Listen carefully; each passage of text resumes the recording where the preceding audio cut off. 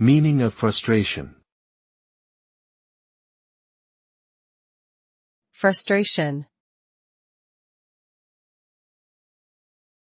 Frustration.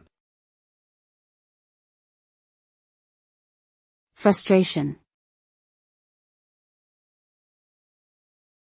Frustration.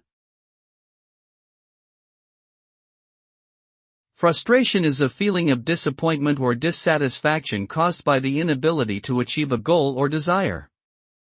It can arise from external factors such as obstacles or difficulties, or internal factors such as personal limitations or unmet expectations. The emotion often leads to negative thoughts and behaviors such as anger, sadness, or giving up. Frustration can have both short-term and long-term effects on a person's mental and physical well-being, including stress, anxiety, and even depression. It is important to identify and address the sources of frustration in order to maintain a healthy and fulfilling life.